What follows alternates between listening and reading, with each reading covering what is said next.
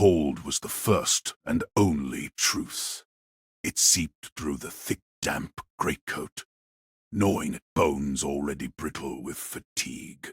Consciousness returned, not as a gentle dawn, but as a sudden, brutal immersion into a world of mud, metal, and misery. Soldier 734 opened his eyes to the gray. The sky above the trench parapet was a seamless sheet of bruised cloud, offering no sun, no stars, only a perpetual twilight gloom. The air he drew into his lungs was a thick soup, a foul concoction of wet earth, the acrid tang of promethium, and the sweet cloying stench of decay that no amount of time or disinfectant could ever truly erase. His body moved before his mind fully engaged, a well-oiled machine executing its primary function. His hands, numb and cracked, found the familiar contours of his gas mask. The rubber seal hissed as it clamped against his face, the world instantly narrowing to the twin clouded lenses. The filtered air tasted of charcoal and his own stale breath, a small, contained atmosphere that was his alone. He swung his legs over the side of his cot, his boots sinking into the ever-present slurry of mud and filth that constituted the trench floor. He joined the line of identical gray-clad figures for roll call. They stood in the freezing muck, a row of anonymous sentinels under the leaden sky. The distant, constant thunder of artillery was the planet's heartbeat, a rhythmic boom that vibrated through the ground and the soul, so constant it had become silence. His hands moved in a mechanical ballet, checking the charge pack of his last gun, ensuring the barrel was clear of mud, adjusting the webbing that crossed his chest. Each action was precise, devoid of thought, a ritual performed 1,000 times. His gaze, through the scratched lenses of his mask, drifted down the line and found another masked face. Squadmate Kale. There was no wave, no spoken greeting. Such things were extraneous, wasteful. Instead, 734 gave a single, almost imperceptible nod. Kale returned it with a slight tilt of his own helmeted head. That was all. No more was needed in that silent exchange past a universe of understanding, a shared burden, a mutual recognition of existence within the crushing machinery of war. It was a flicker of something warm and human, a spark desperately shielded from the damp and the discipline that sought to smother it. Then the moment passed, buried again under layers of drill-honed instinct and imperial indoctrination, leaving only the soldier, the gun, and the gray dawn. The march was a metronome of misery, a perfect, synchronized slog through the knee-deep muck that defined their world. Each lift of a boot was a battle against the sucking grasp of the clay. Each placement a deliberate weighted step that sent cold, filthy water sloshing against sodden uniform trousers. They moved as one entity, a multi-legged machine of gray and grime.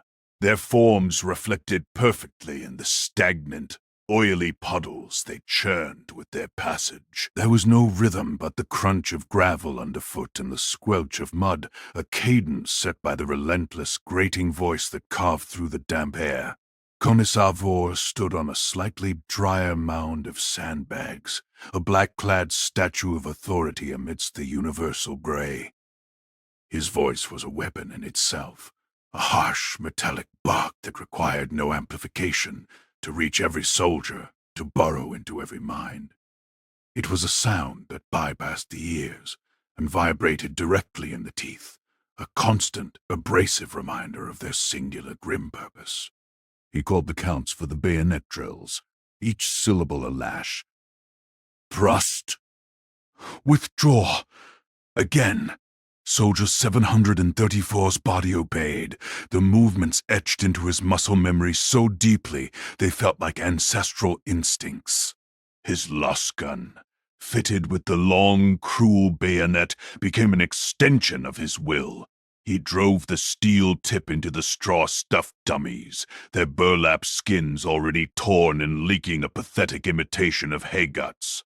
The impact jarred up his arms, a dull, percussive ache that settled deep into his shoulders and back. His muscles burned with a familiar, acidic fire, but his mind was a numb, placid lake. The pain was data, not suffering. Fatigue was a logistical problem, not a reason to cease. His thoughts, what few there were, drifted back through the years, through the void, to the irradiated wastes of Krieg. There, under the same breed of relentless instructors, the process had begun. Not just the drilling of combat forms, but the systematic eradication of self. Emotions were identified as weaknesses, vulnerabilities in the armor of a soldier. Joy, sorrow, fear, they were all extracted with the same surgical precision as a faulty organ. Recruits who flinched, who cried, who showed a spark of individual spirit were simply remediated. The memory was not a painful one. It was a fact, as neutral and unchangeable as the color of the sky. His eyes, ever vigilant behind his mask, caught a minute disruption in the perfect rhythm. To his left, Kale's foot landed with a fraction less certainty, the boot slipping for a hair's breadth in the mud before correcting. It was a stumble so slight it would have been invisible to anyone not conditioned to perceive such infinitesimal flaws. 734 registered the event, filed it away. His own pace did not falter. His own thrust did not weaken. Kale, too, gave no other sign. No muttered curse, no glance of frustration. The discipline was absolute, a steel cage around every impulse. The silence between them was heavier than the mud, a testament to a bond that needed no words and a duty that forbade them.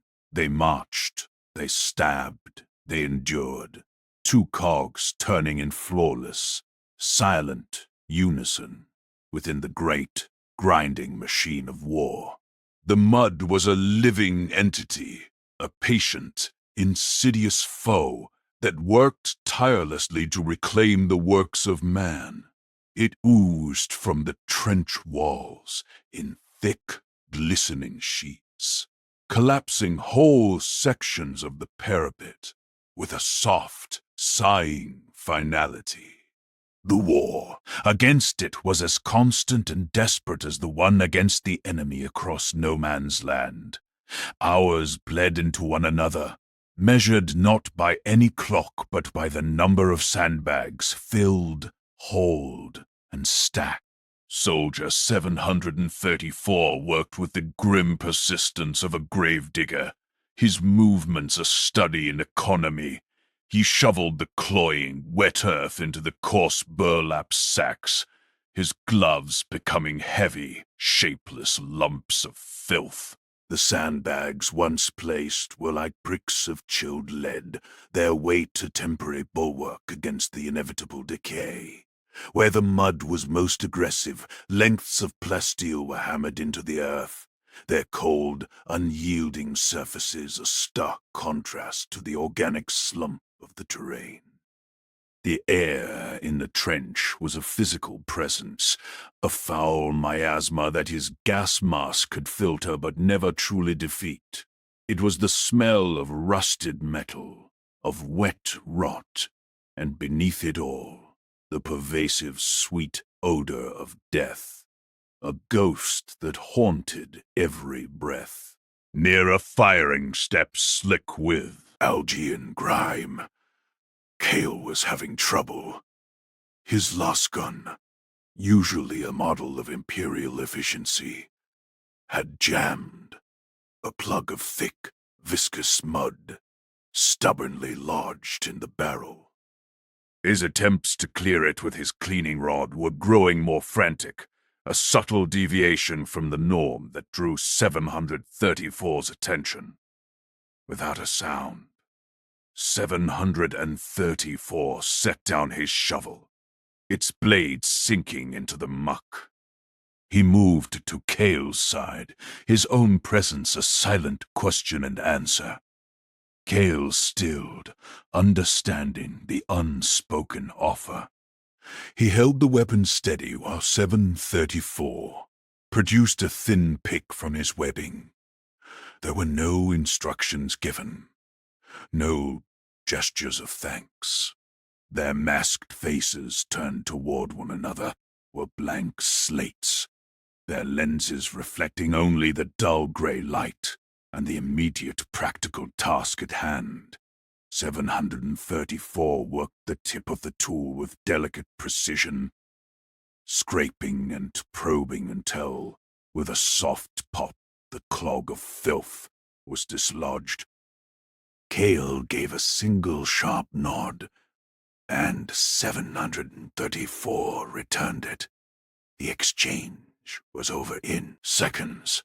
The minute adjustment in the endless routine of maintenance and survival.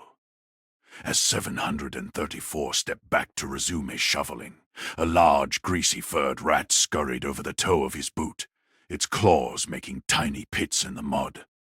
It paused for a moment, beady eyes glinting, before disappearing into a hole in the revetment. A year ago, such a creature might have elicited a reaction, a startled jump, a grimace of disgust. Now, it was nothing. It was part of the landscape, as irrelevant as the distant shelling or the chill in the air. The rat was not a distraction. It was simply another component of the trench, another organism engaged in its own struggle for existence. Soldier 734's world had narrowed to a brutal, beautiful simplicity. There was the trench, the mud, his lasgun, his duty, and the silent brother at his side.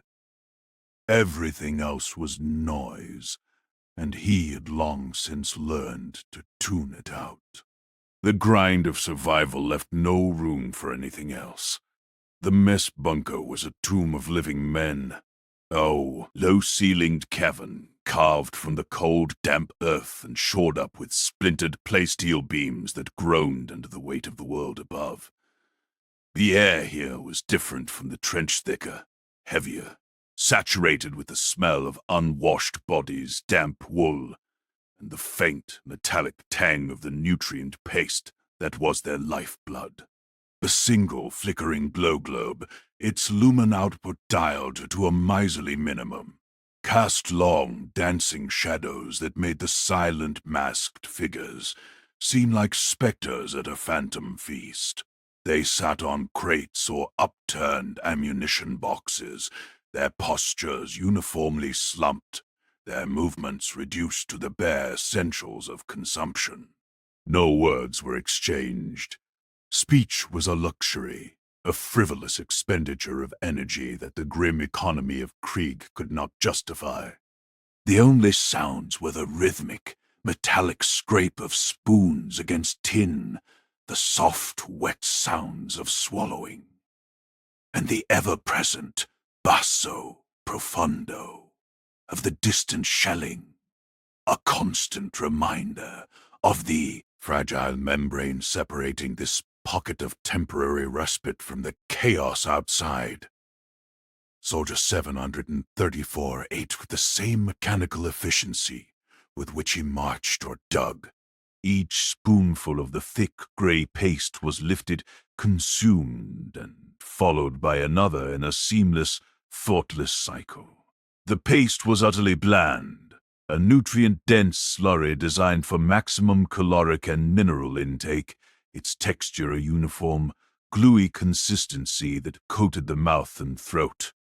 Pleasure was not a variable in its equation. As he ate, his mind, untethered from the immediate demands of duty, drifted back through the fog of indoctrination. He remembered the training vids on Krieg, projected onto the bare walls of the subterranean barracks. The soldiers depicted there, the idealized versions of themselves, did not eat, they refueled. Their faces, what little could be seen of them, were blank. Their movements were precise, their consumption swift and total. The act was presented not as a source of sustenance or comfort, but as a functional, necessary maintenance procedure, akin to cleaning a luskin or polishing a boot. Any hint of enjoyment was a flaw, a crack in the armor of discipline. He had learned that lesson well. The paste in his mouth was not food, it was fuel. The bunker was not a place of community. It was a refueling station. His gaze, idled by the monotony of the task, settled on the hands of the soldier seated across from him, Kale. The hands were caked in the same grime as his own, the nails cracked and blackened. But there was something else. As Kale lifted his own spoon, a faint, almost imperceptible tremor ran through his fingers.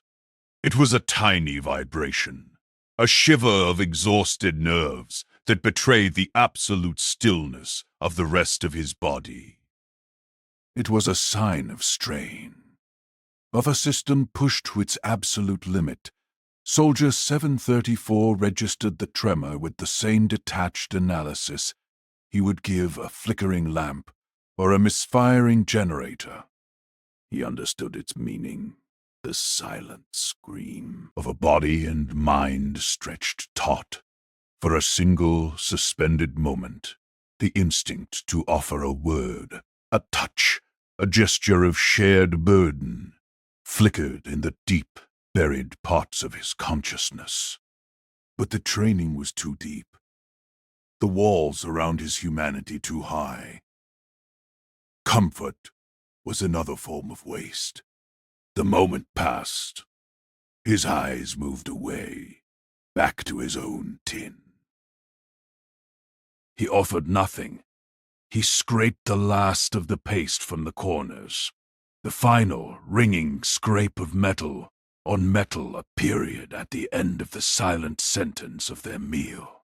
The tremor in Kale's hands was just another piece of data in the grim ledger of their existence, noted, filed, and ultimately ignored. Darkness in the trenches was not an absence of light, but a different kind of substance, a thick, cloying blanket that smothered sound and sight alike. It was a living entity that pressed against the lenses of their gas masks and filled the craters with pools of absolute black.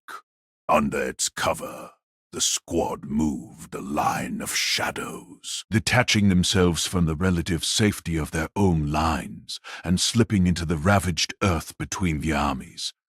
The transition was seamless. One moment the familiar, foul-smelling confines of the trench, the next, the vast, open grave of no man's land. The ground underfoot was a treacherous, cratered landscape, a testament to the artillery's relentless work. What had once been soil was now a churned morass of dirt, shattered rock, and things best not considered. Their boots sank into the mud with every step, the sound a wet, sucking kiss that seemed deafening in the oppressive quiet. They advanced with las guns held at the ready, their bodies low, their movements fluid and practiced, a well-rehearsed dance with death.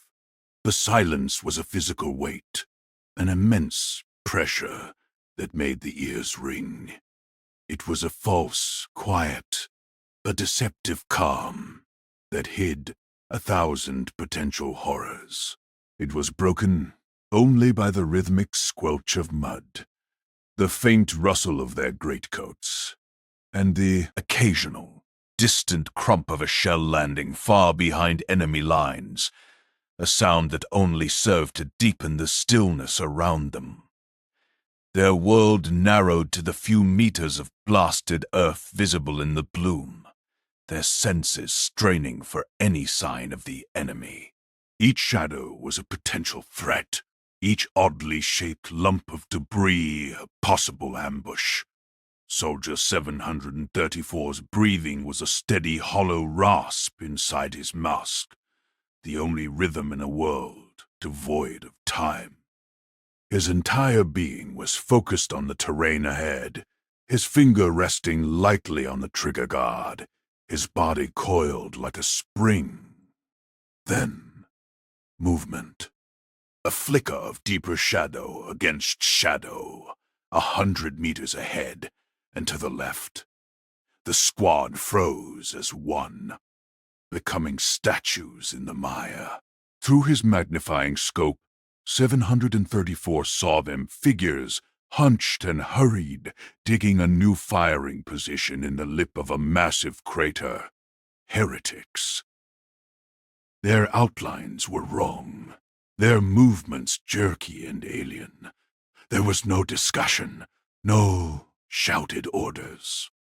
A series of hand signals, invisible to anyone but them, passed down the line. Targets were assigned with silent efficiency. The world seemed to hold its breath. Then, the night erupted in silent, searing light. Blast bolts cut through the darkness, brilliant crimson needles that left afteridges on the retina. They struck with wordless precision. A heretic, caught in the act of lifting a shovel, was punched backwards into the crater, a smoldering hole in his chest. Another spun, a limb vaporized, in a flash of superheated air. The engagement was brutally clinical, a swift, surgical excision. There was no rage, no battle cries, only the cold application of lethal force. The heretics had no time to scream, to return fire with any coherence. They were simply removed. As the squad began to advance to secure the position, a single, poorly aimed shot sizzled out of the darkness from a survivor. It was a wild, grazing shot that caught Kale high on the shoulder, searing through the thick material of his greatcoat and scoring the plasteel pauldron beneath. A puff of smoke and the smell of burnt cloth and ozone filled the air around him. Kale staggered half a step, his body jarred by the impact, but he did not cry out. He did not even break his stride. He merely adjusted his grip on his lasgun, his head turning slightly to scan for the source of the shot, his posture radiating a cold, unshakable resolve. Soldier 734, witnessing the event from a few meters away, felt a surge of something that was not quite emotion, but a profound, instinctual recognition. Kale's stoicism was not his alone. It was the squad's, the regiments, the very essence of Krieg. The wound was irrelevant. The mission was everything. They moved forward together, over the bodies of the heretics, and into the newly dug position. Their silence more formidable than any war cry, their collective will an unbreakable weapon in the endless, grinding dark. The return to the trench line felt less like a retreat, and more like a descent into a different kind of battlefield. The oppressive silence of no man's land was replaced by a new, electric tension that hummed through the mud and playsteel. A vibration felt in the teeth and the soul. It began not with a shouted order or a blaring horn, but as a low current moving from soldier to soldier, a contagion of grim anticipation.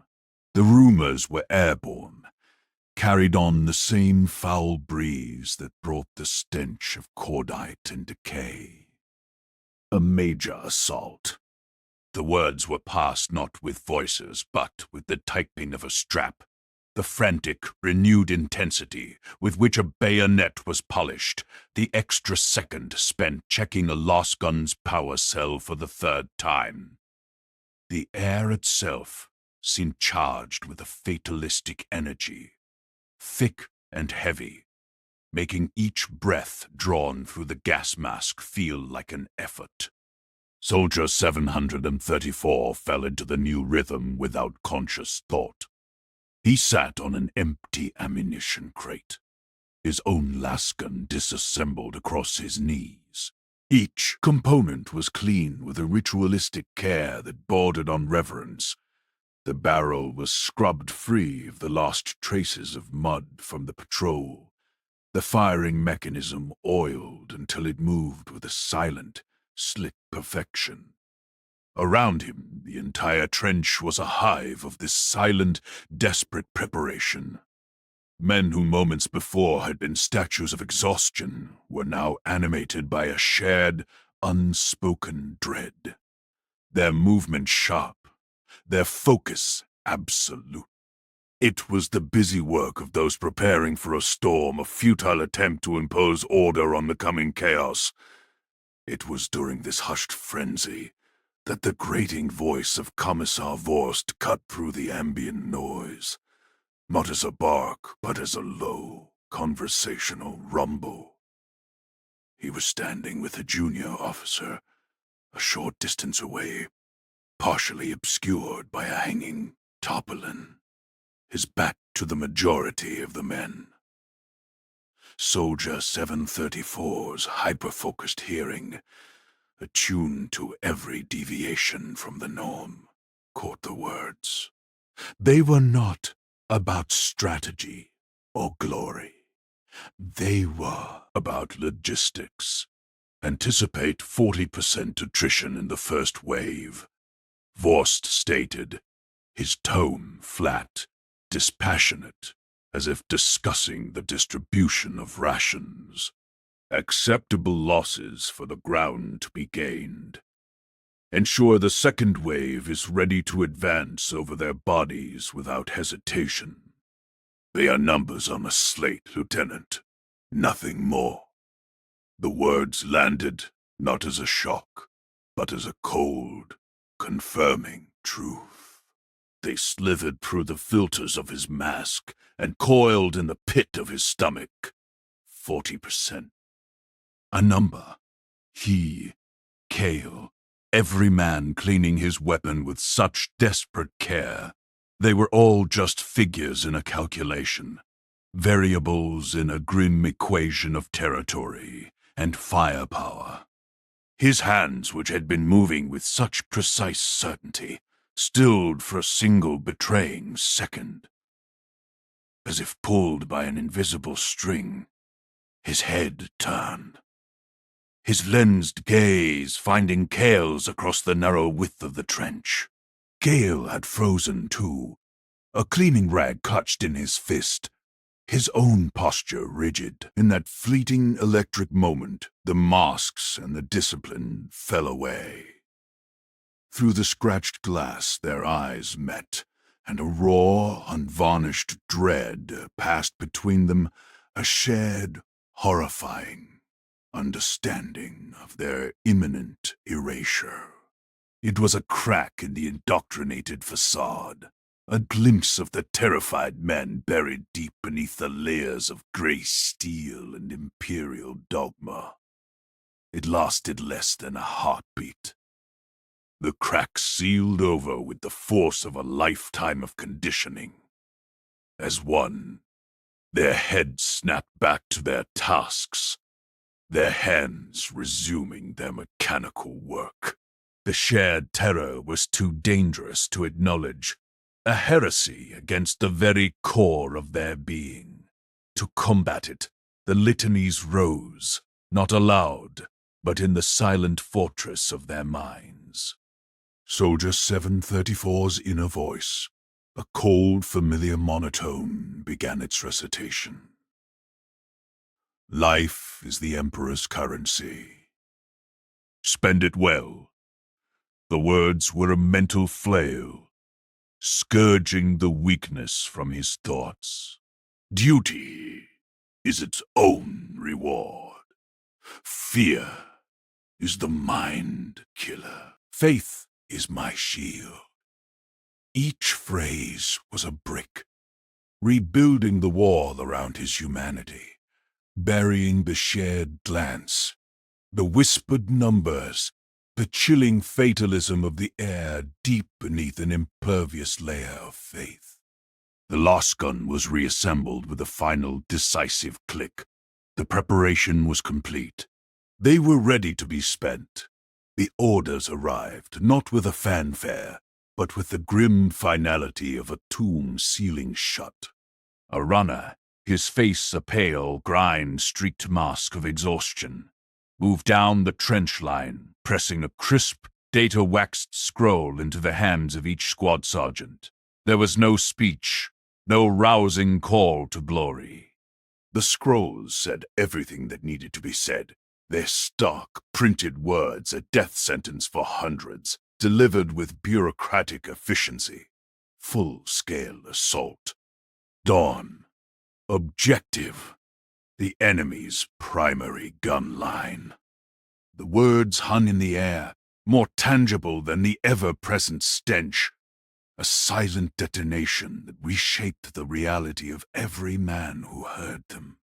The squad, which had been a collection of individuals engaged in their own silent preparations, instantly coalesced into a single multi-limbed organism of war. The electric tension of the rumor snapped into cold, hard purpose. There was a flurry of motion, but it was motion without panic. A terrible practiced ballet. Ammunition pouches were unbuckled, and their contents laid out on clean rags. Power cells for lost guns were slotted into testers, their charge level indicators glowing a steady, ominous green before being clicked back into place. Bayonets were drawn from their scabbards with a soft metallic hiss, their edges tested against a thumb, then fixed to rifle barrels with a series of decisive clockwork twists.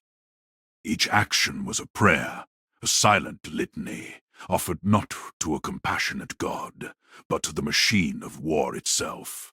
Lips moved behind rubberized masks, reciting the catechism of readiness, the litanies of loading, the battle prayers learned on Krieg, where faith was measured in ammunition counts and kill ratios.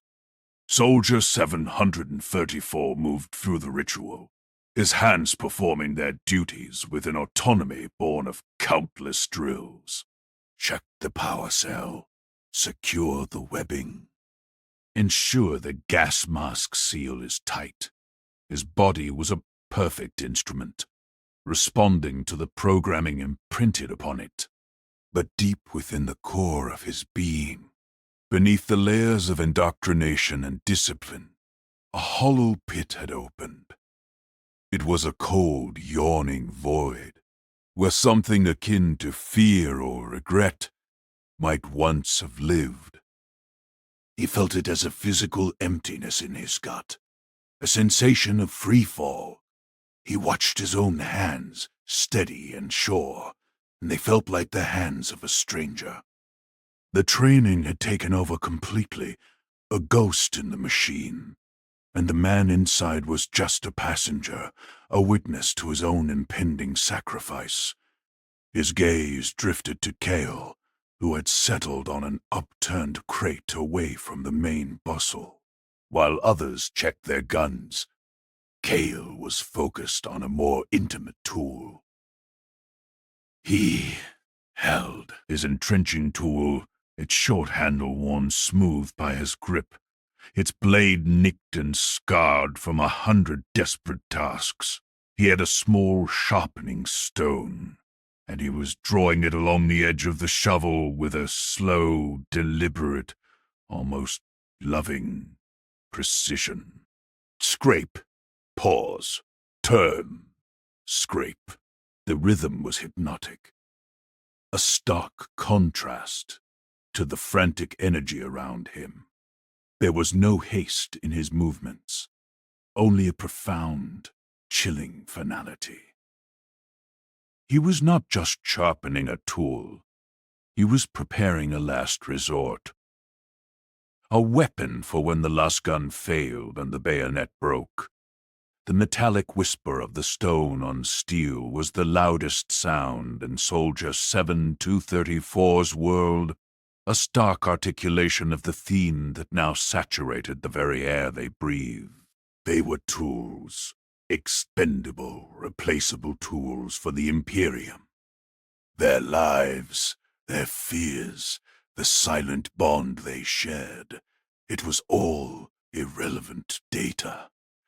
They were a currency to be spent, a resource to be consumed in the grinding engine of eternal war. And the dawn was coming to collect its due. The shriek of the whistle was a needle driven directly into the brain, a sound that bypassed the ears and vibrated in the marrow of every man in the trench. It was not a call to battle, but a trigger, a signal that released the coiled spring of their collective existence. For one frozen crystalline moment, the world held its breath. The distant artillery, the ever-present stench, the cold, clinging mud, all of it receded into a distant hum. There was only the whistle's dying echo and the precipice of the parapet. Then, the machine engaged. Soldier 734's body moved, a perfect, unthinking extension of the Imperial will. His hands found the cold, wet rungs of the scaling ladder, his boots finding purchase without a single glance down. He ascended, a gray specter rising from the earth, his world narrowing to the next rung, and the next. Then his head cleared the lip of the trench, and hell opened its maw. The air, previously thick with decay, was now a solid wall of noise and fury. The roar was absolute, a physical force that hammered against his body, a cacophony of screaming shells, the searing crack of last fire, and the deeper, throatier reports of heavy ordnance. The sky, perpetually gray, was now slashed with intersecting lines of crimson and emerald light, a deadly tapestry woven by 1,000 guns. He hauled himself over the top and into the maelstrom, his boots sinking instantly into the churned, corpse-riddled soil of no man's land. His gas mask, his constant companion, now performed its most vital function, filtering an atmosphere thick with smoke, the bitter tang of cordite, and the sweet, sickly smell of vaporized flesh. He did not hesitate. To pause was to die, to break the momentum of the charge was to fail the Emperor. He advanced, his last gun held tight against his shoulder, his body a low, charging silhouette against the geysers of earth and fire. Searing last bolts, glowing traces of malevolent energy, cut through the air around him. They sizzled past his helmet, close enough to feel the heat through the playsteel, punching into the ground at his feet, or vaporizing the man to his right in a flash of light and a puff of red mist. He registered the deaths with the same detached part of his mind that noted the weather as facts, as environmental conditions. There was no fear, only a hyper-awareness, a cataloging of threats, and a relentless forward drive. A blur of movement to his left. Kale, his brother-in-arms, his silent partner in this dance of death, was there, matching his pace step for step. Then a heavy caliber round, not a last bolt, but a solid slug of mass reactive hate, struck Kale's leg. The impact was not clean. It was a brutal, mangling blow that tore through muscle and bone with a wet, cracking sound audible even over the din. Kale went down hard, his body slamming into the mud. But he did not stay down. Even as 734's peripheral vision registered the fall, Kale was already moving, his discipline a force, stronger than agony. Teeth gritted behind his mask, he dragged himself forward, his good leg pushing, his hands clawing at the bloody earth. His lascan still held in a white-knuckled grip. He was a wounded animal, but his instinct was not to retreat, but to advance, to close with the enemy, to obey. The chaos was deafening, a sensory overload designed to shatter minds and break wills. Yet, amidst the exploding shells and the screams of the dying and the sizzling rain of energy fire, their discipline held. It was the one immutable law in this universe of madness. It was the steel core around which their world had been forged. Soldier 734 did not look back again. He knew Kale was there, fighting his own war a few meters behind. He knew others were falling, their lives extinguished in flashes of light. But the charge was everything. The objective was everything. He fixed his eyes on the enemy trench line, a dark scar on the horizon, and ran into the storm. A single, insignificant component of the Emperor's wrath, his advance a silent, stoic prayer. Written in mud and blood, the world shrank to the length of a bayonet. The charge across no man's land culminated not in a triumphant surge, but in a violent, grinding collision at the enemy's forward trench. One moment, Soldier 734 was a running target in the open.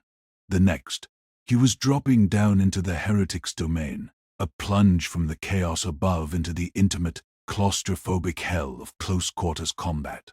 The air in the enemy trench was a foul brew of alien sweat, ozone, and the coppery reek of fresh blood. It was a different kind of stench, wrong and blasphemous, and it filled his mask as he landed amidst the fray. There was no room for lascan volleys here, no time for careful aim. The fight became primal, a brutal exchange of steel and fury. His bayonet became his primary voice, a sharp, concise argument for Imperial supremacy. He fought with the mechanical precision of an automaton, his training overriding all else. Thrust, withdraw, sidestep, block. His world was a series of immediate, life-or-death calculations. A heretic, his face a mess of ritual scars and fervent hatred, lunged at him with a crude, cleaver-like blade. 734's bayonet met the charge, the point sliding between ribs with a sickening grate of metal on bone. He withdrew the steaming blade as the man fell, already turning to the next threat.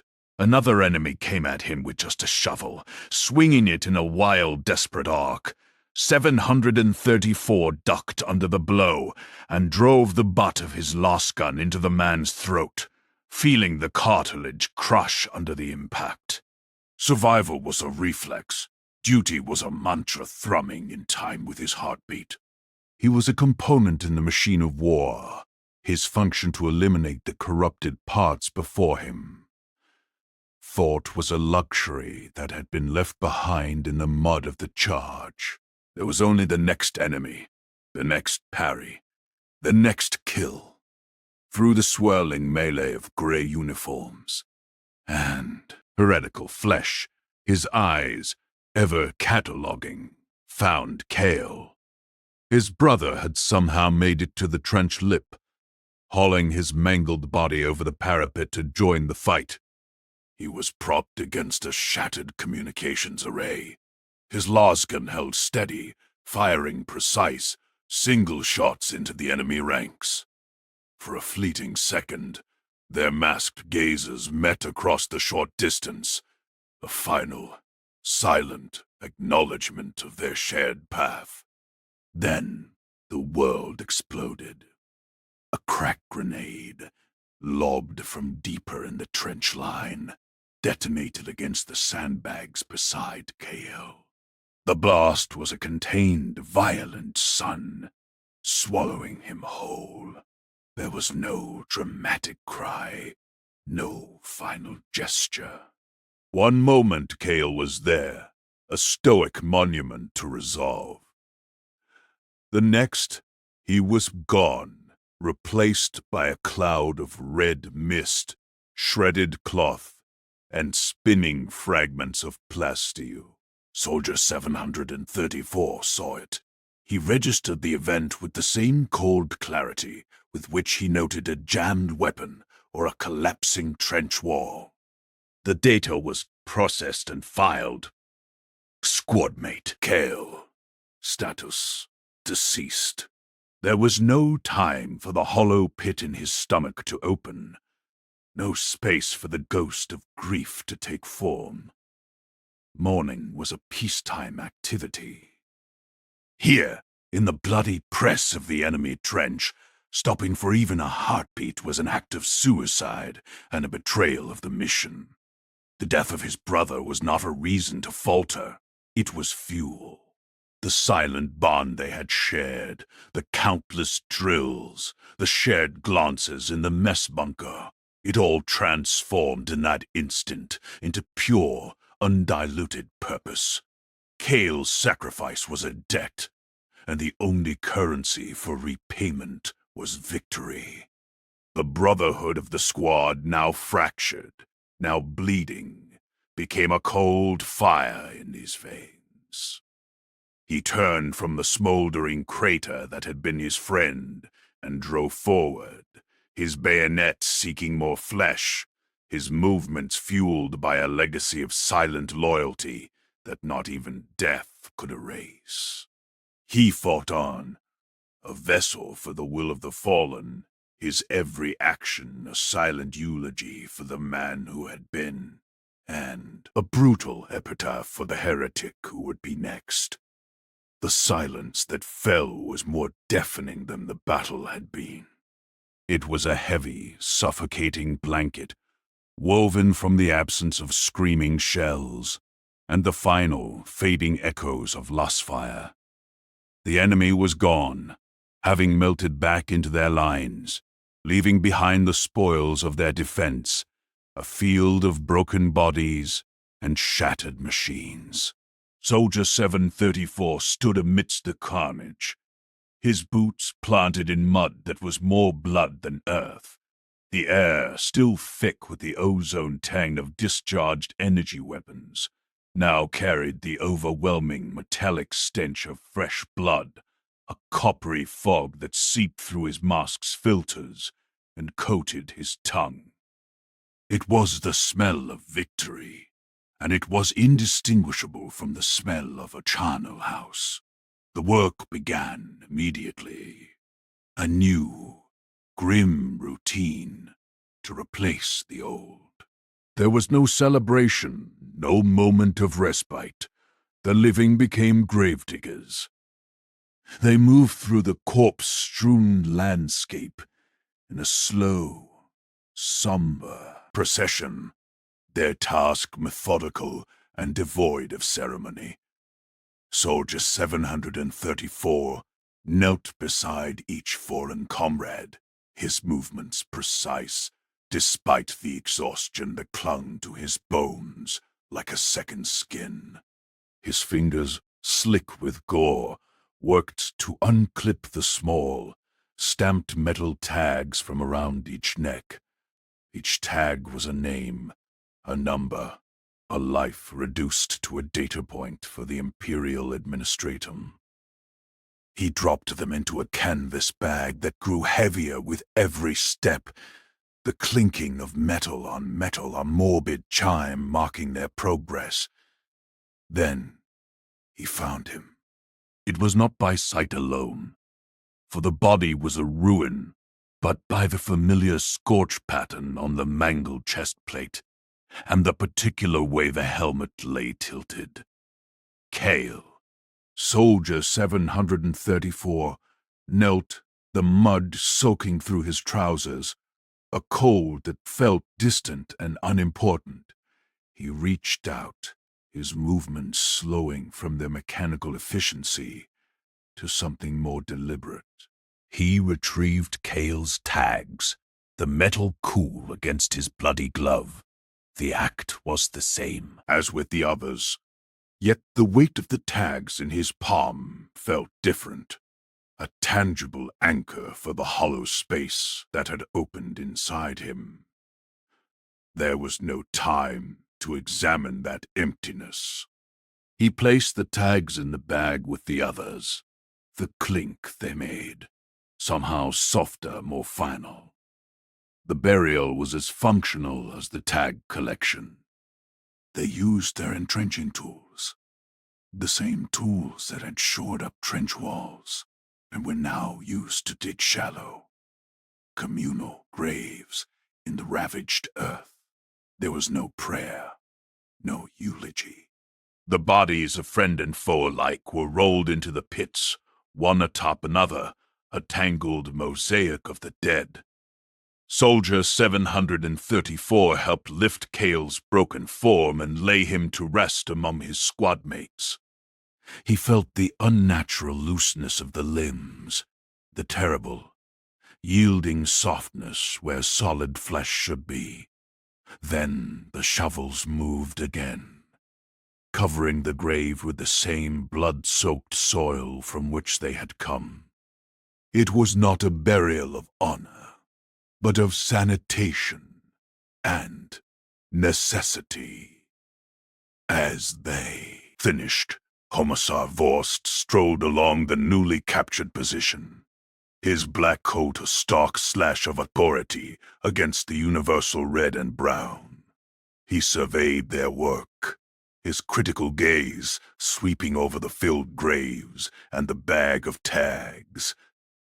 He stopped near 734, his voice cutting through the thick air, as grating as ever. Efficient work, soldier. The Emperor is pleased with such diligence. The praise was empty, a verbal formality as meaningless as the battle itself. It was a checkmark on a list, an acknowledgement of a task completed to standard. Soldier 734 did not react. He felt nothing, no pride, no anger, no sorrow. The victory was a fact, a change in tactical disposition. It was just another step in the endless grinding war, a slight adjustment of the front line that would doubtless be contested again tomorrow, or the next day, or the day after that. The whistle blew, a short, sharp sound. The work detail was over. The routine, unbroken and eternal, resumed almost immediately. They formed up, shouldered their last guns, and marched back to what was left of their trench, the cost of victory already a fading memory, buried under the immediate demands of the next duty, the next dawn, the next battle. The mud never changed. It was the one constant in a universe of flux and fire, a patient, clinging truth that welcomed the survivors back from their Pyrrhic victory.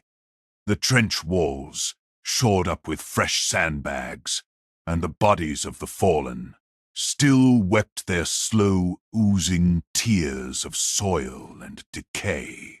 The stench was the same rust, rot, and promethium, a familiar perfume that greeted Soldier 734 as he descended back into the subterranean world that was his only home.